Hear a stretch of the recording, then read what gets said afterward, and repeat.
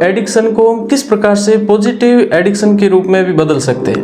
नशा नाश कर देगा, फिरोगी दाने दाने को, हाथ में कटोरा होगा और कोई न देगा खाने को।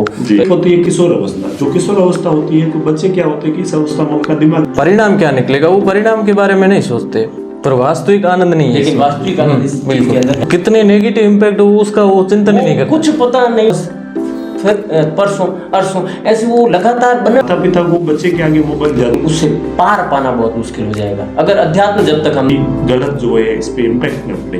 तो वो मैं मथुरा की तरफ जब निकला, बिल्कुल यूथ को आध्यात्मिकता से जुड़ना चाहिए या फिर कहीं दुनिया में संसार में अगर नकारात्मक शक्तियां हैं तो सकारात्मक भी है। करने के लिए, उसके विवेक को जगाने के लिए जो है वो अध्यात्म है।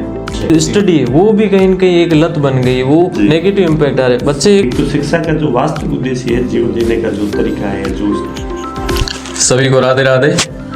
द डिवाइन थ्रेड में आप सभी का स्वागत है। मैं आशा करता हूँ आप सभी स्वस्थ और आनंदित होंगे। जैसा कि हम सभी जानते हैं कि आज के समय में जो एडिक्शन अर्थात लत विशेषकर युवा और छात्रों के लिए एक गंभीर समस्या बनकर उभर रही, और ये एडिक्शन विशेषकर उनके जीवन की दिनचर्या, उनके यहाँ तक उनका स्वास्थ्य और स्टडी और विशेषकर उनके रिश्तों को भी बुरी तरीके से प्रभावित कर रही है। तो आज मेरे अजीज मित्र श्रीपाल जी और चंद्रवीर जी, हम सब मिलकर इस पॉडकास्ट के माध्यम से यही समझने का प्रयास करेंगे कि इसके क्या कारण है और इसके क्या इम्पैक्ट हो सकते हैं, और ये भी प्रयास करेंगे कि इस नेगेटिव एडिक्शन को हम किस प्रकार से पॉजिटिव एडिक्शन के रूप में भी बदल सकते हैं। तो हम सबसे पहले मैं चंद्रवीर जी से प्रश्न पूछूंगा कि आज का जो युवा इस एडिक्शन की ओर अग्रसर हो रहा है, इसका कोई विशेष कारण है या कोई इसके पीछे कोई साइंटिफिक रीजन है? आप क्या सोचते हैं इसके बारे में? सबसे पहले तो हमें ये समझने की आवश्यकता है कि लत होती क्या है। किसी चीज की ऐसी शारीरिक या मानसिक निर्भरता जिसे चाहकर भी छोड़ना मुश्किल हो जाए। अगर कम शब्दों में कहें तो लत की ये डेफिनेशन। बिल्कुल। दूसरी चीज होती है कि लत कितने टाइप की, लत दो टाइप की होती है। पहली होती है पदार्थ से संबंधित, दूसरी होती है व्यवहारिक।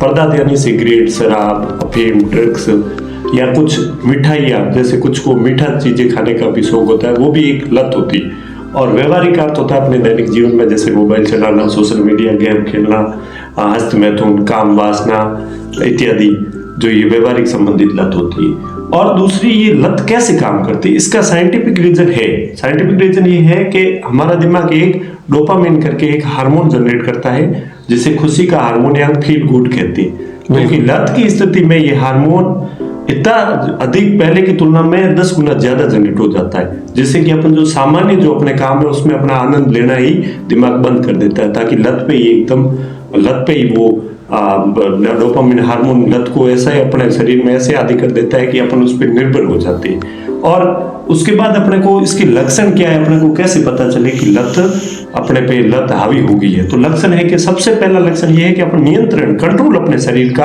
अपना जो कंट्रोल है उसको आपा खो देते हैं। क्योंकि अपना दिमाग लत की स्थिति में दो भागों में डिवाइड हो जाता है। पहली स्थिति होती है कि जो समझदार दिमाग होता है वो कहता है कि अपन जो भी करिए गलत है।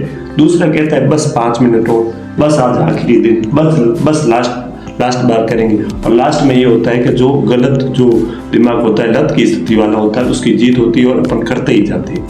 और वो डोपामिन हार्मोन इतना ज्यादा जनरेट होता है कि अपन उसके आदी हो जाते हैं। और उसके अगर वो चीज लत अपने को कभी ना, उस अपन जो उस चीज का आदी उससे अगर दूर हो तो अपने अंदर चिड़चिड़ापन, बेचैनी, तनाव, दुख, अवसाद की स्थिति हमेशा बनी रहेगी। जो अपने दैनिक जीवन के सामान्य काम है, अपना स्वास्थ्य है या पढ़ाई संबंधी जो भी है, उसमें अपन इंटरेस्ट, अपने को आनंद ही नहीं आएगा। अपन उस चीज की डिमांड करेंगे जिससे अपने को जो लत लगी।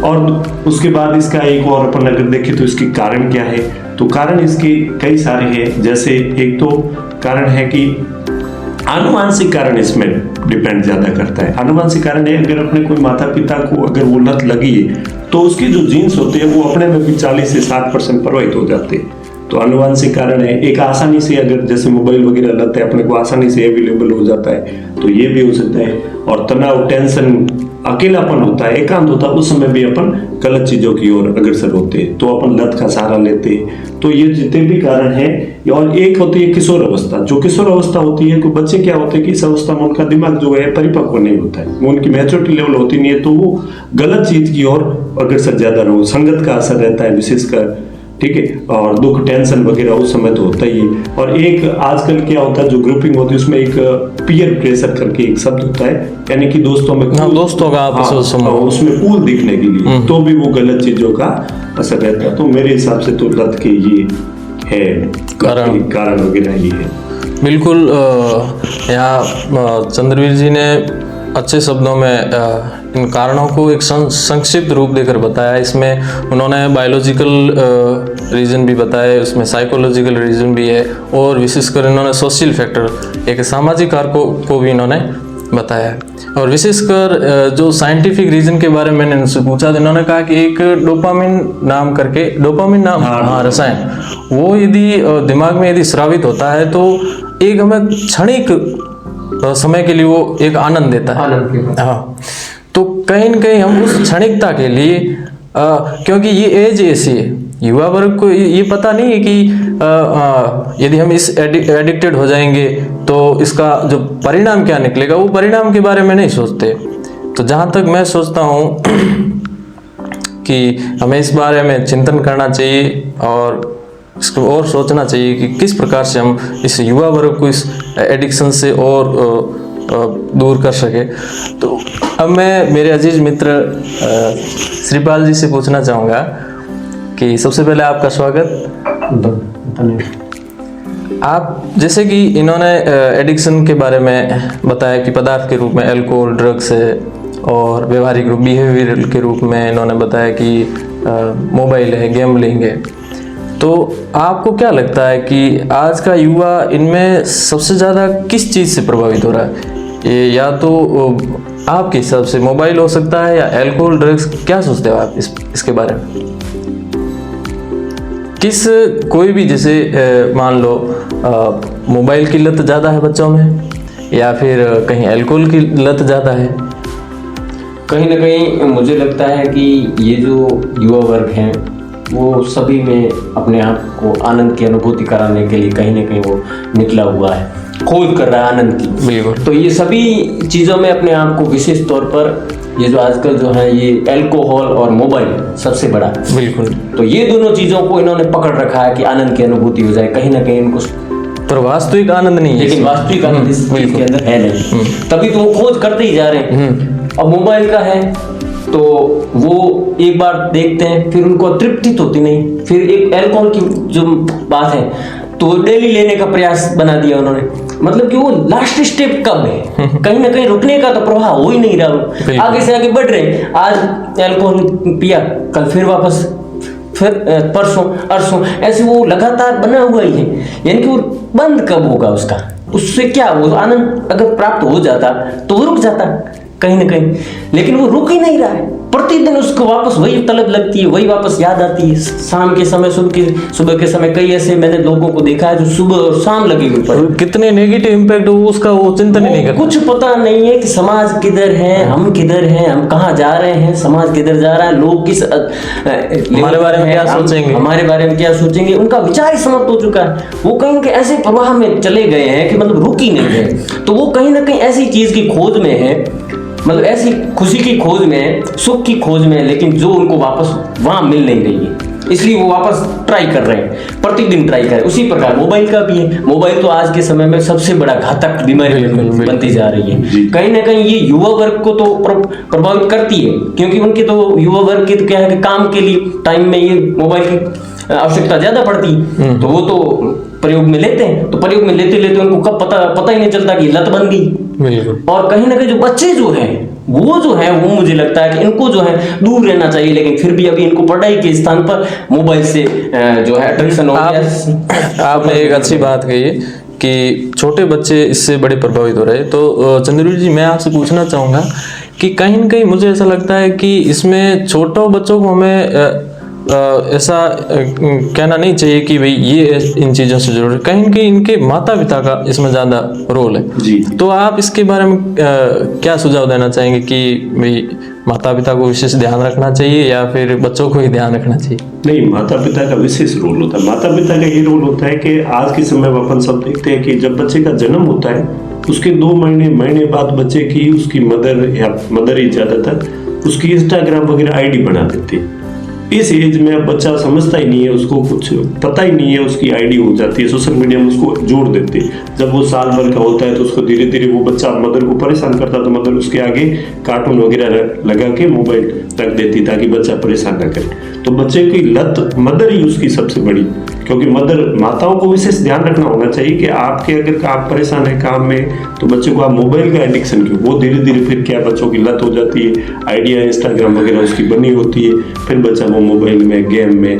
शुरू में तो मदर अपने काम में बचाव के लिए ताकि बच्चा इस मोबाइल में उस गेम कार्टून वगैरह देखे तो वहाँ बच्चा व्यस्त रहे, लेकिन फिर धीरे धीरे वही बच्चा उसकी वो कमजोरी बन जाती है, उसकी आदत बन जाती है, फिर उसका पढ़ाई में मन लगता ही नहीं है, विद्यालय जाता है जैसे ही छुट्टी होती है तो भी मोबाइल, खाना खाता है तो भी मोबाइल। तो विशेष तौर पे माता पिता का तो विशेष योगदान रहता है। जैसे घर में पारिवारिक माहौल होता है उस हिसाब से बच्चा ढलेगा। अगर माहौल आपका आप खुद, और दूसरी चीज है कि माता पिता को बच्चे के आगे मोबाइल ज्यादा यूज नहीं करना चाहिए। अगर माता पिता बच्चे के आगे मोबाइल ज्यादा यूज करेंगे तो बच्चा भी देखे उससे सीखेगा। तो ये तो माता पिता का तो इस पर विशेष प्रभाव रहता है। बिल्कुल, आपने अच्छी बात कही। यहाँ पर मुझे एक ऐसा समझो, मुझे पीछे की कुछ किस्सा याद आ रहा है कि कहीं मैंने सुना था कि माता पिता अपने बच्चों के सच्चे मित्र होते हैं, पर कहीं न कहीं आज इसके विपरीत लग रहा है। जी। माता पिता सोचते हैं कि बच्चों को थोड़ी देर के लिए मोबाइल दे देते हैं, हम भी चैन से रह पाएंगे और ये भी अपना टाइम पास कर लेंगे, पर वो कहीं न कहीं ये नहीं समझ रहे कि ये जो आज का जो सोशल मीडिया है, जो भी ये मोबाइल के माध्यम जो कुछ भी देख रहे हैं, वो जिस एज में उनको सीखना चाहिए उससे पहले वो छोटे छोटे बच्चों को हर एक चीज का पता। जी जी। तो कहीं न कहीं मुझे लग रहा है कि आज के समय में माता पिता कहीं न कहीं दुश्मन का काम कर रहा है, एज एनिमी काम कर रहे हैं। जी जी हैं जी। तो अब श्रीपाल जी, कहीं न कहीं आपका ऐसा अनुभव रहा है कि मैं किसी लत में पड़ गया हूँ और उसके बाद आपको लगा हो कि नहीं मुझे बाहर आना चाहिए, कोई ऐसा आपका अनुभव हो मोबाइल से? हर मनुष्य जो है वो कहीं ना कहीं जब बड़ा होता है तो वो ऐसी चीज़ों में संगत की असर होता है या आसपास का वातावरण जो है असर डालता है कहीं ना कहीं, तो उसके माध्यम से वो कहीं ना कहीं थोड़ा बहुत ही एडिक्शन हो, लेकिन हो तो जाता है। छोटे लेवल पर देखें तो चाय हो, कॉफ़ी हो, चाहे कोई बीड़ी हो, सिगरेट हो, गुटखा हो, ऐसा छोटा मोटा भी कोई ना कोई हो जाता है। तो कहीं ना कहीं उसका असर मेरे पे भी हुआ, लेकिन उसका निवारण भी जो गुरु कृपा और ऐसे ज्ञान की बातों से और मोटिवेशनल स्पीकरों के माध्यम से जो है वो मैंने सीखा कि भाई ये चीज़ गलत है। सबसे पहले तो अपने आप में यही पता होना, अनुभव होना चाहिए कि ये चीज़ मैं जो कर रहा हूँ वो कहीं ना कहीं गलत है। जब तक अपने को ये पता नहीं चलेगा कि भाई ये लत है, वास्तविकता क्या, तब तक पता नहीं चलेगा, तब मैं उससे बाहर निकलने का प्रयास ही नहीं करूंगा, मैं तो उसके अंदर जाता जाऊंगा। तो छोटा मोटा ऐसा मुझे भी लगा, तो उसका मुझे यही लग रहा है कि कहीं ना कहीं उसको सबसे पहले ये समझना चाहिए कि मुझे ये जो चीज है वो छोड़नी है। बिल्कुल, पहले तो ये विचार आना चाहिए, फिर उसके बाद में वो है उसको इलाज खोजना चाहिए। अब आज के समय में ऐसे पहले तो नशा सिखाने का काम शुरू है, वो नशा सीखने के बाद में छुड़ाने का अलग से बैनर लगा के या नशा छोड़ो, तो एक तरफ सिखाने का काम हो रहा है, एक तरफ छुड़ाने का काम, दोनों साथ मिल हो रहे हैं। यही सबसे बड़ा घातक है। एक तरफ सिखाने का काम हो ही नहीं तो छुड़ाने का हो मतलब ही नहीं, तो कहीं ना कहीं वातावरण ऐसा हो जाता है, तो वो हर किसी को जाता ही है। लेकिन अब छुड़ाने का कार्य यही है कि सबसे बड़ी बात मुझे नजर आ रही है कि ऐसी चीजों में छुड़ाने के लिए सबसे पहले तो परिवार को जो है वो समझाना चाहिए, उसके बाद में उसको आध्यात्मिकता की ओर अग्रसर करते हुए कहीं ना कहीं सबसे बड़ा जो लास्ट और फर्स्ट मैं कहता हूँ वो जो साधन है, बिल्कुल आपने सही कहा, वो है अध्यात्म। अध्यात्म की तरफ हम जब तक अग्रसर नहीं होंगे तो हम ये लत के ऊपर विचार कर सकते हैं, बोल सकते हैं, डिबेट कर सकते हैं, सारी चीजें कर देंगे, लेकिन उससे पार पाना बहुत मुश्किल हो जाएगा। अगर अध्यात्म जब तक हम नहीं समझ पाएंगे तब तक कोई मतलब नहीं। और अध्यात्म का मतलब ही अपने आप में ये है कि अहम के गलने से आत्मा की जागृति। चंद्रवीर जी से पूछते हैं कि इन्होंने बहुत अच्छे से समझाया कि कहीं न कहीं हम भी जब हमें ना समझी होती है तो कहीं न कहीं हम भी फंस जाते हैं संगति के कारण, या फिर हमें भी लगता है कि ये मनोरंजन है, इसमें कुछ नहीं है। पर इन्होंने एक अच्छी बात कही कि यदि हमारे पास वास्तविक ज्ञान हो कि सही क्या है, हमें किस दिशा में जाना चाहिए, जी। तो उसके लिए आपको क्या लगता है कि जो एक वर्ड इन्होंने कहा स्पिरिचुअलिटी, आध्यात्मिकता, क्या ये मापदंड सही रहेगा या फिर हम अपने बड़ों से, अपने सोसाइटी से सीखे क्या सही है, क्या वास्तविकता है?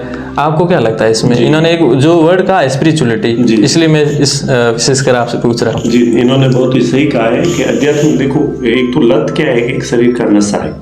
तो किसी भी नशे को कम करने के लिए अपने को दूसरा नशा पकड़ना जरूरी होता है। जैसे आजकल जो लोग चाय पिए, बिल्कुल, तो चाय पीते तो क्या करते हैं कि चाय छोड़ने के लिए वो कॉफी स्टार्ट करते हैं। बिल्कुल। फिर वो धीरे धीरे 1-2 महीना कॉफी पीते, फिर एक दिन अगर कॉफी नहीं मिलती तो उनको वो कॉफी की नशा हो जाता है कि आज कॉफी क्यों नहीं बनी। तो वो नशे के थे। तो अपने को भी ये जो लत है एकदम नहीं छूटेगी, इसके लिए अपने शरीर को कोई दूसरे नशे में डालना जरूरी है।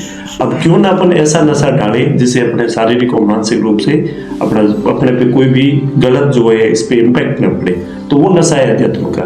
जैसे क्या आपके अनुभव में आध्यात्मिकता का, स्पिरिचुअलिटी का महत्व रहा कहीं? आप उसका बहुत ज्यादा, मेरे खुद की कई सारी लत थी, अब एक क्या खूब सारी थी। और मैंने जब से मैं संत महात्माओं की वाणी और मेरे जब गुरुदेव भगवान की कृपा हुई तो धीरे धीरे मेरी जो कमियां हैं, मैंने नाम जप किया, मैंने गुरुदेव की वाणी पे चिंतन किया, तो धीरे धीरे वो खत्म हुई।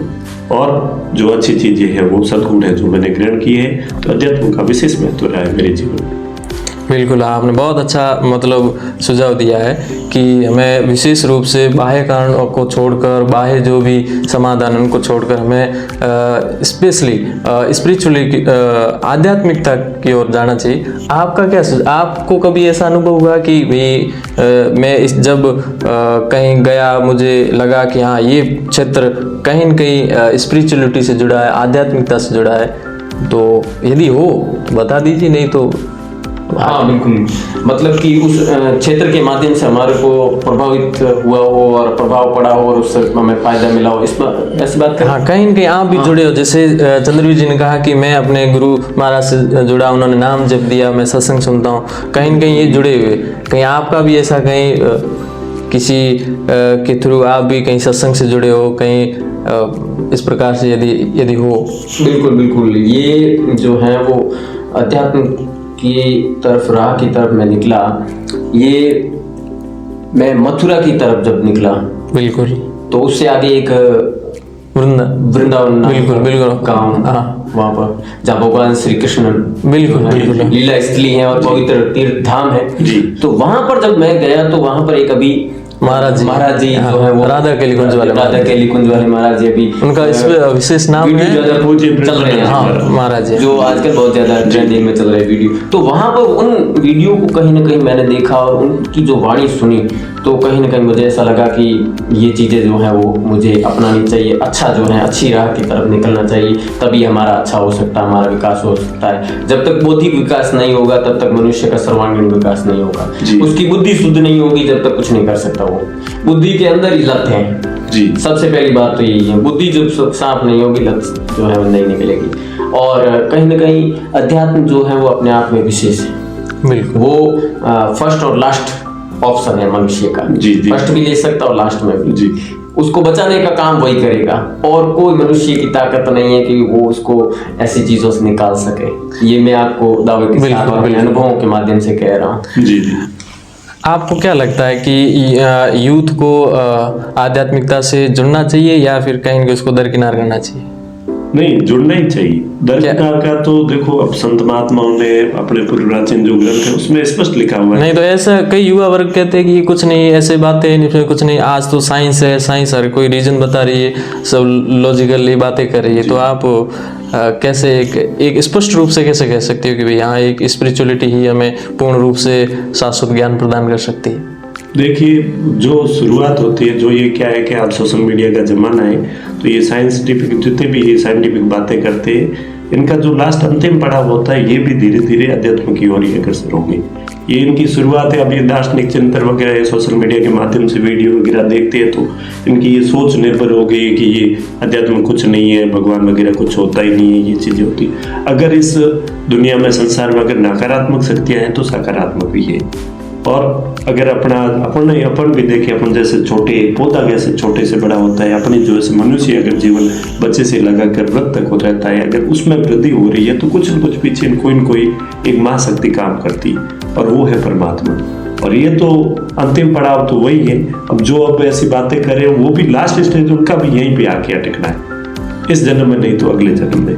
तो ये जन्म मरण का बंधन का जब मुक्ति मोक्ष वो तो अध्यात्म के बिना, गुरुदेव भगवान की कृपा के बिना संभव नहीं है। तो ये अभी तो उनकी सोच है, तो करने दो।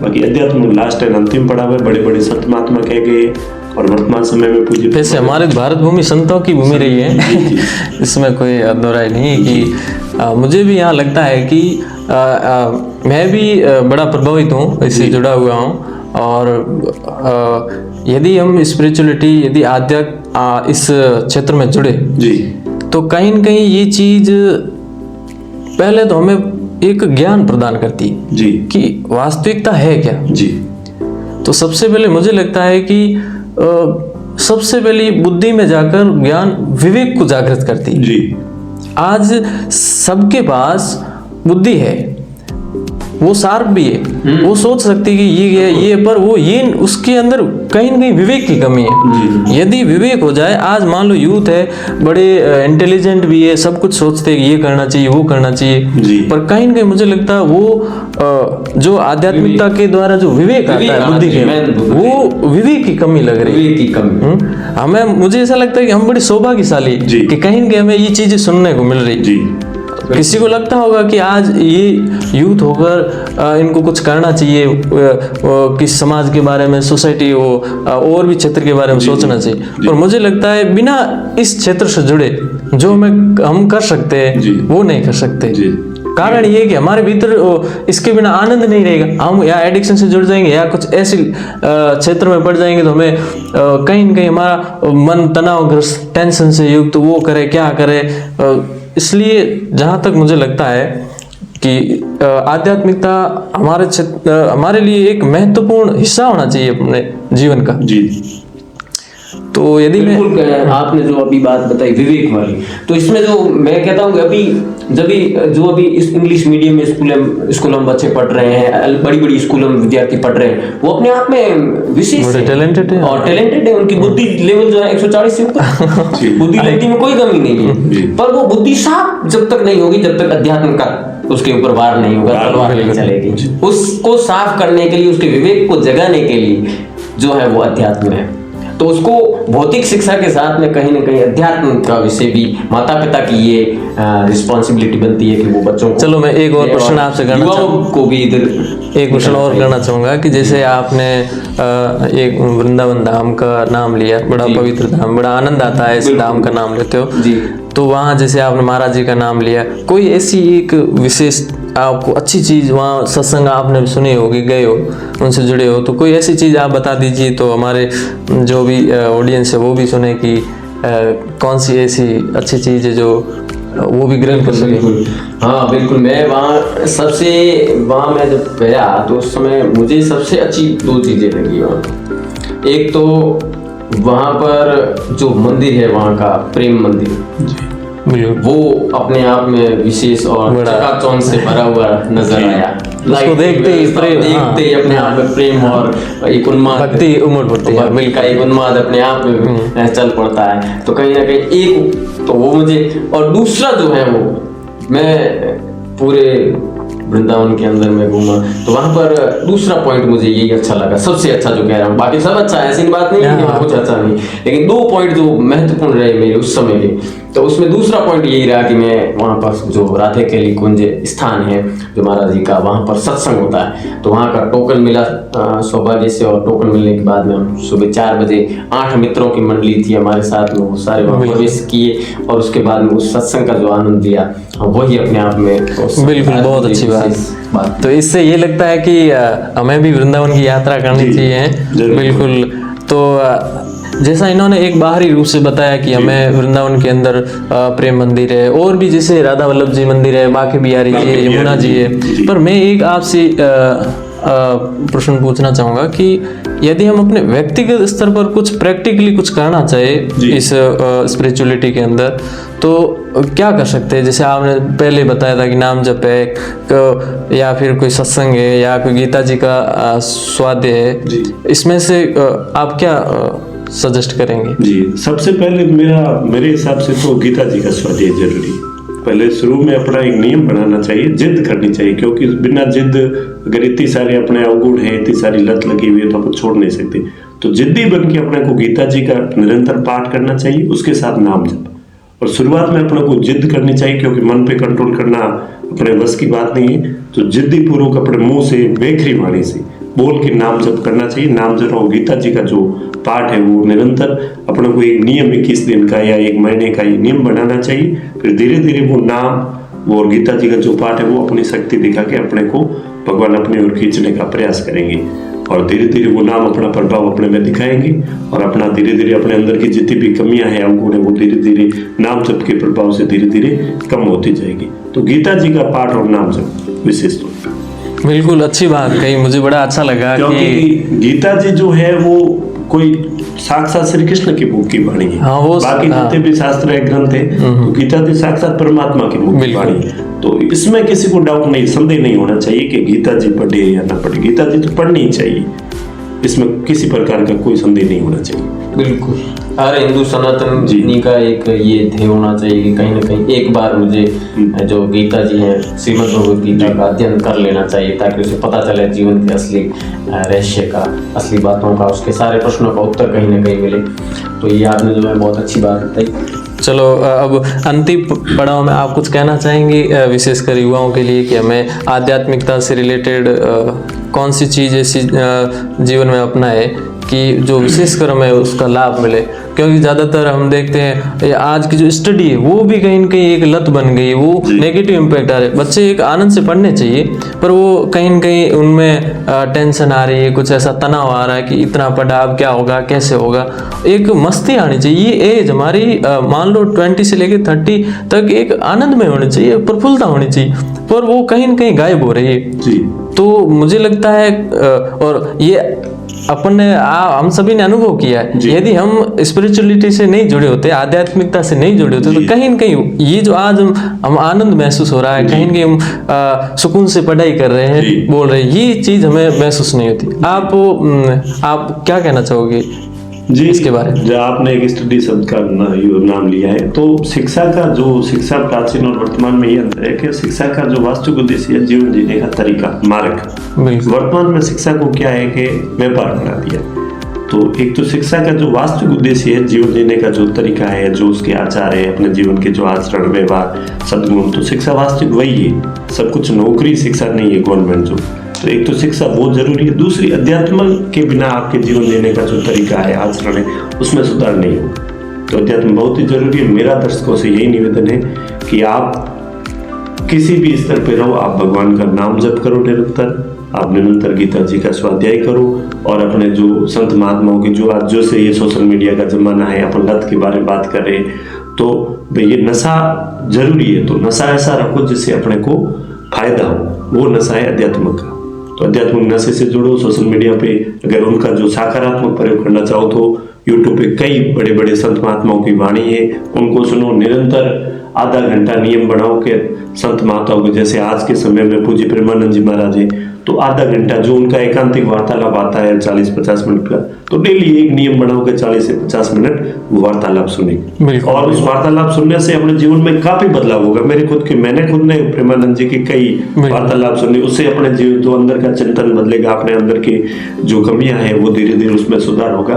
तो मेरा युवाओं से विशेष निवेदन है कि आप गीता जी का पाठ कीजिए, नाम जप कीजिए, और आधा घंटा या 20 मिनट जो भी है संत महात्माओं की अगर मोबाइल यूज करते हो तो उनकी वाणी जरूर सुनिए। बिल्कुल, आज अच्छा लगा, और आज मुझे लगता है हमें यहीं जी विश्राम करना चाहिए जी। और तो श्रीपाल जी, आप अंत में कुछ ऐसा बोलना चाहूंगा कि भाई बिल्कुल विद्यार्थी हो चाहे युवा हो, कहीं ना कहीं वो, अभी आपने बोला कि वो चिंतन में है, टेंशन में है, तो वो उसका मतलब यही है कि वो भूत का चिंतन कर रहा है या भविष्य की चिंतन कर रहा है, वर्तमान में नहीं जी पा रहा है। वो अगर वर्तमान में जिए तो अपने आप में कोई चिंता है नहीं, जी जी, क्योंकि जो कल है वो भी जब जिस दिन आएगा वो वर्तमान में ही होगा। तो वर्तमान में अगर जिए और सकारात्मक सोच के साथ में वो आगे बढ़ता रहे तो अपने आप वो कहीं रुकेगा नहीं, सक्सेस सफलता जिस किसी काम में निकलेगा वो जरूर सफल होगा। और नशा जो है वो किसी भी मायने में, कोई भी नशा हो, लत और नशा एक ही बात है, वो जो चीज का आदी बन जाता है उसी नशा कहते हैं। किसी भी चीज का नशा जो है अपने आप में कोई अच्छा है नहीं। उसके लिए मैंने कहा है कि नशा नाश कर देगा, फिरोगी दाने दाने को, हाथ में कटोरा होगा और कोई न देगा खाने को। तो इसी के साथ मैं अपनी वाणी को विराम करता हूँ, और इसी ऐसे ही बातों के लिए और ऐसी अच्छी बातों के लिए, कुछ जानकारी के लिए हमारे साथ जुड़े रहें। तो मैं मंच देता हूँ धर्म। बिल्कुल बिल्कुल। तो हम सभी फिर पुनः अगले एपिसोड में मिलेंगे। यदि आपको ये वीडियो और इससे जुड़ी संबंधित जानकारी यदि आपको अच्छा लगे तो इसको जरूर लाइक कीजिएगा और जरूर इसको अपने शेयर भी कीजिए। जय हिंद, जय भारत, हरिओम हरिओम, राधे राधे।